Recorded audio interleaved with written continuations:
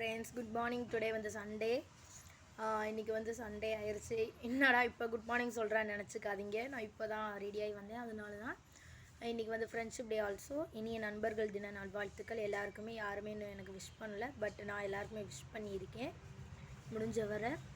But எல்லாருக்கும் நானும் wish பண்ணிடுறேன். எல்லோரும் அப்படி இருக்காங்க, நம்மளும் அப்படி இருக்கக்கூடாதுல்ல, அதுக்காண்டி.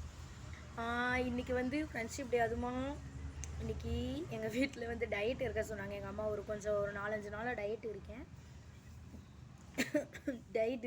பட் இன்றைக்கி வந்து ஃப்ரெண்ட்ஷிப் டேக்காவது நான்வெஜ் சாப்பிட்லான்னு நினச்சேன். பட் என்னால் முடியல. கனவு காண்டுட்டு எந்திரிக்கிறேன். நேற்று குக்கு வித் கோமாளி பார்த்தனால அந்த ஃப்ளவர் ஷேப்பில் நம்ம எக் பண்ணலாம் அப்படின்னு நினச்சி நான் எந்திரிச்சேன். பட் எங்கள் அம்மா இன்றைக்கி எந்திரிச்சு, இன்றைக்கி என்ன நாள் மறந்துட்டியா, இன்றைக்கி வந்து சதுர்த்தி அப்படின்னு சொல்லிட்டாங்க. ஐயோ சதுர்த்தியா, ஐயோ இது தெரியாமல் போச்சு, ஐயோ கண்டதெல்லாம் கனவாக போச்சே நினச்சி விட்டுட்டேன்.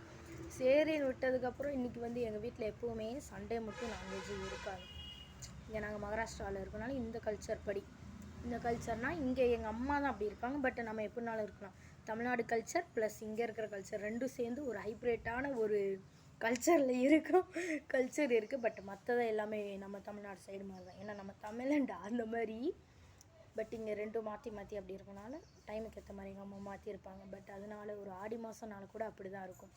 ஒரு ஆடி மாதம் இன்னும் கொஞ்ச நாள் 10 நாள் கழித்து பார்த்தோன்னா எங்கள் அம்மா அப்படி தான் பண்ணுவாங்க. விரதம் இருப்பாங்க. அவங்க இருந்தால் பரவாயில்ல, பட் நாங்களும் சேர்ந்து இருக்கணும். அதுக்கப்புறம் பார்த்தா நவராத்திரி வந்துடும். நவராத்திரினா வீட்டவே பரட்டி போட்டு ஒரு மாதத்துக்கு முதையே எங்கள் அம்மா வீட்டை சுத்தம் பண்ணிடுவாங்க. ஒன்றும் எடுக்க முடியாது. எங்கள் வீட்டில் நான்வெஜ்ஜே கிடையாது. அதாவது ஒரு 9 நாள் எங்கள் அம்மா நவராத்திரிக்கு விரதம் இருப்பாங்க. சரி, அதை முடிஞ்சு தீபாவளிக்கு அதை பண்ணுவோண்டாப்பா பார்த்தா தீபாவளிக்கு லக்ஷ்மி பூஜை. பாருங்கள், இப்படிலாம் சோதனை இருக்குது எங்கள் வீட்டில். சனி, ஞாயிறு, திங்கள், வியாழன் கரெக்டாக தான் சொல்கிறேன், நானே குழம்பிட்டேன். இந்த 4 நாள் மட்டும் எங்கள் வீட்டில் விரதம் தான். விரதம்னா நான்வெஜ் கிடையாது.